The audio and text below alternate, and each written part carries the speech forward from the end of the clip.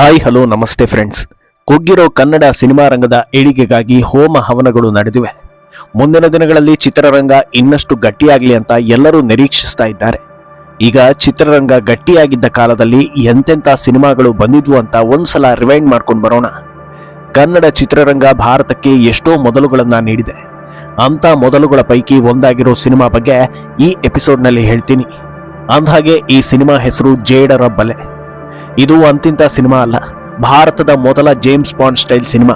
ಅರ್ಥಾತ್ ಭಾರತದ ಮೊದಲ ಜೇಮ್ಸ್ ಬಾಂಡ್ ಯಾರು ಅಂದ್ರೆ ಅದು ನಮ್ಮ ಹೆಮ್ಮೆಯ ವರನಟ ಡಾಕ್ಟರ್ ರಾಜ್ಕುಮಾರ್ ಅವರು. ಈ ಸಿನಿಮಾ ರಿಲೀಸ್ ಆಗಿದ್ದು 1968ರಲ್ಲಿ. ಆ ಹೊತ್ತಲ್ಲಿ ಕನ್ನಡ ಮಾತ್ರವಲ್ಲ, ಭಾರತಕ್ಕೆ ಇದು ವಿಶೇಷ ಸಿನಿಮಾ ಆಗಿತ್ತು. ಕಂಪ್ಲೀಟ್ ಆಕ್ಷನ್ ಪ್ಯಾಕ್ಡ್ ಸಿನಿಮಾ ಆಗಿದ್ದ ಜೇಡರ ಬಲೆಯಲ್ಲಿ ಸಾಕಷ್ಟು ವಿಶೇಷತೆಗಳಿವೆ. ಅದನ್ನ ಹೇಳೋದಕ್ಕೂ ಮುನ್ನ ಒಂದು ಸಲ ಈ ಸಿನಿಮಾ ಸ್ಟೋರಿನ ಕ್ವಿಕ್ ಆಗಿ ಹೇಳ್ಬಿಡ್ತೀನಿ. ಭಾರತದ ಭದ್ರತೆಗೆ ತೊಂದರೆಯಾಗುವಂತ ಸಮಸ್ಯೆ ಎದುರಾದಾಗ ಅದನ್ನ ಬಗೆಹರಿಸೋದಕ್ಕೆ ಒಬ್ಬ ಯಂಗ್ ಅಂಡ್ ಎನರ್ಜೆಟಿಕ್ ಅಧಿಕಾರಿಗಾಗಿ ಪೊಲೀಸ್ ಇಲಾಖೆ ಎದುರು ನೋಡ್ತಾ ಇರುತ್ತೆ. ಅವರು ಆಯ್ಕೆ ಮಾಡೋ ಅಧಿಕಾರಿಯೇ Prakash alias CID 999. Phone call ಬರ್ತಾ ಇದ್ದ ಹಾಗೆ ಸೀನಿಯರ್ ಅಧಿಕಾರಿ ಮುಂದೆ ಹಾಜರಾಗೋ ಪ್ರಕಾಶ್ ಟಾಸ್ಕ್ ಏನು ಅನ್ನೋದನ್ನ ತಿಳಿದುಕೊಳ್ತಾರೆ. ಭಾರತದ ಕರೆನ್ಸಿ ಪ್ರಿಂಟ್ ಮಾಡೋ ಇಲಾಖೆಯಲ್ಲಿದ್ದ ಪ್ರಮುಖ ವ್ಯಕ್ತಿ ಸಿನ್ಹಾ ನಾಪತ್ತೆ ಆಗಿದ್ದಾರೆ. ಹಲವು ಲೊಕೇಶನ್ಗಳಲ್ಲಿ ಹುಡುಕಿದಾಗ ಅವರ ಪತ್ತೆ ಆಗಿಲ್ಲ. ಅವರನ್ನ ಹುಡುಕೋ ಜವಾಬ್ದಾರಿ ನಿಮಗೆ ಕೊಡ್ತೀವಿ, ವಿದೇಶಕ್ಕೆ ಹೋಗಬೇಕಾಗತ್ತೆ ಅಂತ ಹೇಳ್ತಾರೆ. ಇದಾದ ಮರುಕ್ಷಣವೇ ಪ್ರಕಾಶ್ ಮನೆಗೆ ಅಪರಿಚಿತ ಯುವತಿ ಬರ್ತಾಳೆ. ಯಾರೋ ಬೆನ್ನತ್ತಿ ಬಂದ್ರು ಅವರು ತಮ್ಮ ಕಳ್ಳ ಕೆಲಸಕ್ಕೆ ಸಹಾಯ ಮಾಡುವಂತೆ ಬೆದರಿಕೆ ಹಾಕ್ತಾ ಇದ್ದಾರೆ ಅಂತ ಹೇಳ್ತಾಳೆ. ಇಬ್ಬರು ಗೂಂಡಾಗಳು ಪ್ರಕಾಶ್ ಮನೆಗೆ ನುಗ್ಗಿ ಇಬ್ಬರನ್ನು ಕಿಡ್ನಾಪ್ ಮಾಡ್ತಾರೆ. ಅಲ್ಲಿ ಪ್ರಕಾಶ್ಗೆ ಹಣದಾಸೆ ತೋರಿಸಿ ತಮ್ಮ ಕಾರ್ಯಕ್ಕೆ ಅಡ್ಡಿ ಮಾಡಬೇಡ ಅಂತ ಹೇಳ್ತಾರೆ. ಮೊದಲಿಗೆ ಒಪ್ಪಿಕೊಂಡಂತೆ ಮಾಡಿ ಆಮೇಲೆ ಅವರ ಮೇಲೆ ಅಟ್ಯಾಕ್ ಮಾಡಿ ತಪ್ಪಿಸಿಕೊಳ್ಳೋದಕ್ಕೆ ಪ್ರಕಾಶ್ ಯತ್ನಿಸ್ತಾನೆ. ಆದ್ರೆ ಅವರು ಮತ್ತೆ ಕಿಡ್ನಾಪ್ ಮಾಡಿ ಇನ್ನೊಂದು ಜಾಗಕ್ಕೆ ಕರೆತರ್ತಾರೆ. ಅಲ್ಲಿದ್ದ ಬಾಸ್ ಯಾರು ಅಂತ ನೋಡಿದ್ರೆ ಅದು ಸೀನಿಯರ್ ಆಫೀಸರ್. ಇದನ್ನ ನೋಡಿ ಪ್ರಕಾಶ್ಗೆ ಆಘಾತ ಆಗುತ್ತೆ. ನೀವೇ ಮಾಸ್ಟರ್ ಮೈಂಡಾ ಅಂತ ಅಚ್ಚರಿಗೊಳ್ತಾನೆ. ಆದ್ರೆ ಇದು ದೊಡ್ಡ ಮಿಷನ್ ವಹಿಸೋದಕ್ಕೆ ಮುನ್ನ ನೀವೆಷ್ಟು ಪವರ್ಫುಲ್ ಅಂತ ತಿಳಿದುಕೊಳ್ಳೋದಕ್ಕೆ ಮಾಡಿದ ಟೆಸ್ಟ್ ಅಂತ ಹೇಳ್ತಾರೆ. ಆ ಯುವತಿ ಗೂಂಡಾಗಳು ಎಲ್ಲರೂ ಕೂಡ ಇಲಾಖೆಯವರೇ ಅನ್ನೋದು ಗೊತ್ತಾಗುತ್ತೆ. ಈಗ ಅಸಲಿ ವಿಚಾರ ತಿಳಿಸೋ ಸೀನಿಯರ್ ಡೆಲ್ಲಿ ಸೇರಿ ಹಲವು ಲೊಕೇಶನ್ಗಳಲ್ಲಿ ಸಿನ್ಹಾ ಇಲ್ಲ ಅನ್ನೋದು ಗೊತ್ತಾಗಿದೆ. ಅವರು ಬೆಂಗಳೂರಿನಲ್ಲಿ ಇರೋ ಸಾಧ್ಯತೆ ಇದೆ, ನೀವು ಅಲ್ಲಿಗೆ ಶಿಫ್ಟ್ ಆಗಿ. ಅಲ್ಲಿ ಇನ್ನೊಬ್ಬ ಆಫೀಸರ್ ನಿಮ್ಮನ್ನ ಸೀಕ್ರೆಟ್ ಆಗಿ ಬಂದು ಮೀಟ್ ಮಾಡ್ತಾರೆ ಅಂತ ಹೇಳ್ತಾರೆ. ಇಲ್ಲಿಂದ ಅಸಲಿ ಆಟ ಸ್ಟಾರ್ಟ್ ಆಗುತ್ತೆ. ಅಂದಹಾಗೆ ಅಲ್ಲಿ ಪ್ರಕಾಶ್ನನ್ನ ಭೇಟಿ ಆಗೋದು ಬೇಬಿ, ಅರ್ಥಾತ್ CID 888. ಅದು ನಮ್ಮ ನರಸಿಂಹರಾಜು ಅವರು. ಇಲ್ಲಿಂದ ಕಂಪ್ಲೀಟ್ ಸಿನಿಮಾ ಕಳ್ಳ ಪೊಲೀಸ್ ಆಟನಂತೆ ಸಾಗುತ್ತೆ.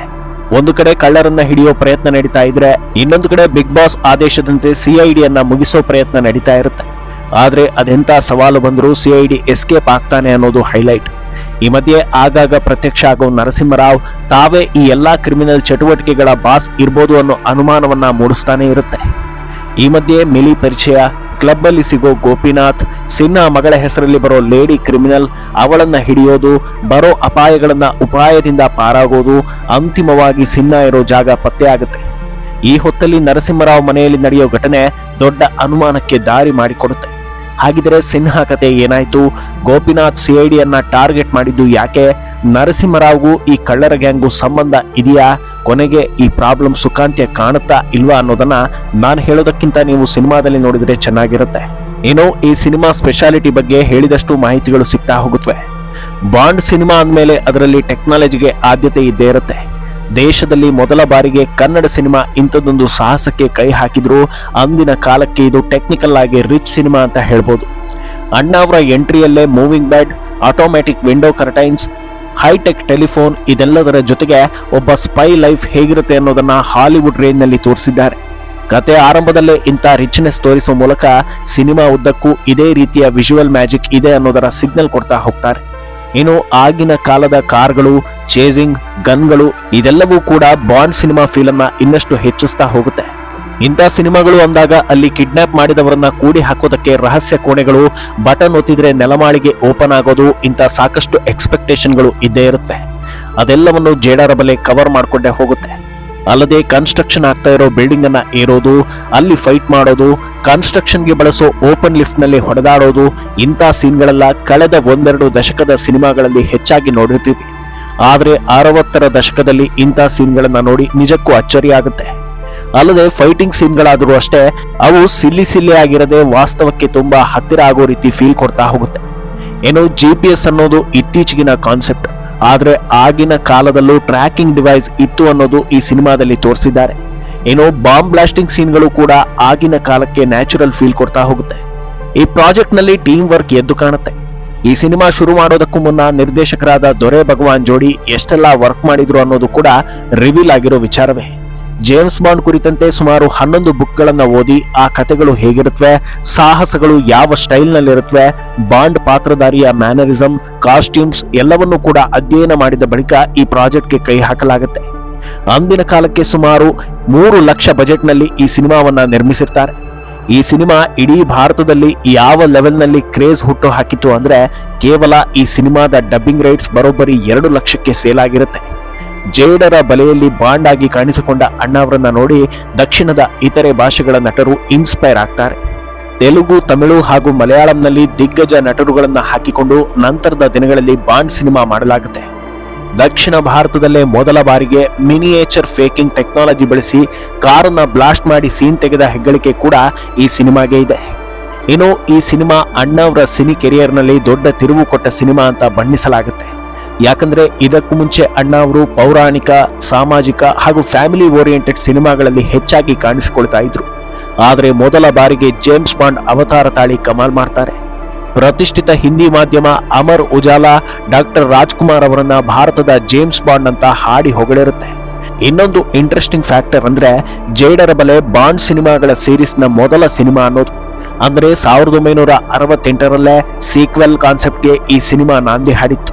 ಜೇಡರ ಬಲೆಯ ಪ್ರಕಾಶ್ ಅಲಿಯಾ CID 999 ಪಾತ್ರವನ್ನ ಆಧರಿಸಿ ಒಟ್ಟು 4 ಸಿನಿಮಾಗಳು ಬರುತ್ತವೆ. ಈ ಸಿನಿಮಾದ ಕೊನೆಯಲ್ಲಿ ಒಂದು ಫೋನ್ ಕಾಲ್ ಬರುತ್ತೆ, ನಿಮಗೆ ಲೀವ್ ಕ್ಯಾನ್ಸಲ್ ಆಗಿದೆ, ಅರ್ಜೆಂಟ್ ಆಗಿ ಹೊಸ ಮಿಷನ್ಗೆ ಗೋವಾಗೆ ಹೋಗ್ಬೇಕು ಅಂತ. ಅದೇ ವರ್ಷ ತೆರೆಕಂಡ ಗೋವಾದಲ್ಲಿ CID 999 ಸಿನಿಮಾಗೆ ಇದರಲ್ಲೇ ಇಂಟ್ರೊಡಕ್ಷನ್ ಕೊಟ್ಟಿರ್ತಾರೆ. ಇದಾದ ಬಳಿಕ ಆಪರೇಷನ್ ಜಾಕ್ಪಾಟ್ ನಲ್ಲಿ CID 999 ಹಾಗೂ ಆಪರೇಷನ್ ಡೈಮಂಡ್ ರಾಕೆಟ್ ಸಿನಿಮಾಗಳು ಬರುತ್ತವೆ. ಒಟ್ಟು 4 ಬಾಂಡ್ ಸಿನಿಮಾಗಳಲ್ಲಿ ಅಣ್ಣಾವ್ರು ಮಿಂಚುತ್ತಾರೆ. ಉಳಿದಂತೆ ಇದೆಲ್ಲದರ ಜೊತೆಗೆ ಈ ಸಿನಿಮಾದ ದೊಡ್ಡ ಪ್ಲಸ್ ಪಾಯಿಂಟ್ ಅಂದರೆ ಅದು ನಟ ನಟಿಯರು. ನಾಯಕ ನಟ ಡಾಕ್ಟರ್ ರಾಜ್ಕುಮಾರ್ ಅವರಿಂದ ಹಿಡಿದು ನರಸಿಂಹರಾಜು, KS ಅಶ್ವಥ್, ಜಯಂತಿ, ಉದಯ್ ಕುಮಾರ್, ಶಕ್ತಿ ಪ್ರಸಾದ್, MP ಶಂಕರ್ ಸೇರಿ ಎಲ್ಲರೂ ಕೂಡ ತಮ್ಮ ಪಾತ್ರಕ್ಕೆ ನ್ಯಾಯ ಸಲ್ಲಿಸಿದ್ದಾರೆ. ಯಾವ ಪಾತ್ರ ಕೊಟ್ಟರೂ ಅದಕ್ಕೆ ಜೀವ ತುಂಬೋ ನಟ ಸಾರ್ವಭೌಮ ಅಣ್ಣಾವರಿಗೆ ಇಲ್ಲಿ ಮಾತಿಗಿಂತ ಆಕ್ಷನ್ ಸೀನ್ಗಳೇ ಜಾಸ್ತಿ. ಸೂಟ್ ಹಾಕಿಕೊಂಡು ಬರ್ತಾ ಇದ್ರೆ ನಿಜವಾದ CID ಹೀಗೆ ಇರ್ತಾರೇನೋ ಅನ್ನೋ ಫೀಲ್ ಬರುತ್ತೆ. ಕಾರ್ ಚೇಸಿಂಗ್, ಫೈಟಿಂಗ್ ಎಲ್ಲದರಲ್ಲೂ ಅಣ್ಣಾವರು ಮಿಂಚುತ್ತಾರೆ. ಇನ್ನು ಜಯಂತಿ ಅವರು ಸಿನಿಮಾಗೆ ತಕ್ಕಂತೆ ಆಗಿನ ಕಾಲದಲ್ಲೇ ಸ್ವಿಮ್ ಸೂಟ್ ಹಾಕಿ ಮಿಂಚಿದ್ದಾರೆ. ಇನ್ನು ದಿಗ್ಗಜರಾದ CS ಅಶ್ವಥ್ ಅವರದ್ದು ಎಂದಿನಂತೆ ಸಹಜ ನಟನೆ. ಖಳನಾಗಿ ಉದಯ್ ಕುಮಾರ್ ಖಡಕ್ ಆಗಿ ಕಾಣಿಸ್ಕೊಳ್ತಾರೆ. ನರಸಿಂಹರಾಜು ಅವರು ಹಾಸ್ಯದ ಜೊತೆಗೆ ಆಕ್ಷನ್ ನಲ್ಲೂ ಮಿಂಚುತ್ತಾರೆ. ಇದೆಲ್ಲದರ ಜೊತೆಗೆ ಸಿನಿಮಾದ ಮ್ಯೂಸಿಕ್ ಕೂಡ ಪ್ಲಸ್ ಪಾಯಿಂಟ್. ಮೊದಲ ಬಾರಿಗೆ ಅಣ್ಣಾವರ ಸಿನಿಮಾದಲ್ಲಿ ಪುರುಷ ಹಾಡುಗಾರರೇ ಇರಲಿಲ್ಲ ಅನ್ನೋದು ಈ ಸಿನಿಮಾದ ಅಚ್ಚರಿ ವಿಚಾರ. ಇನ್ನು ಅಂದಿನ ಕಾಲಕ್ಕೆ ಅದ್ಭುತ BGMಗಳು ಸಿನಿಮಾವನ್ನ ಇನ್ನಷ್ಟು ಶ್ರೀಮಂತ ಮಾಡಿದೆ. ಅಂದಹಾಗೆ ಇದರ ಮುಂದಿನ ಬಾಂಡ್ ಸಿನಿಮಾಗಳ ಬಗ್ಗೆ ಇನ್ನೊಂದು ಎಪಿಸೋಡ್ನಲ್ಲಿ ಹೇಳ್ತೀನಿ. ಇನ್ನೂ ಯಾರಾದರೂ ಈ ಸಿನಿಮಾವನ್ನ ನೋಡಿಲ್ಲ ಅಂದ್ರೆ ಯೂಟ್ಯೂಬ್ನಲ್ಲೇ ಇದೆ, ತಪ್ಪದೇ ನೋಡಿ. ಮಿನಿಟ್ ಮೇಡ್ ಚಾನಲ್ ಅನ್ನ ಫಾಲೋ ಮಾಡಿ, ಸಬ್ಸ್ಕ್ರೈಬ್ ಮಾಡಿ.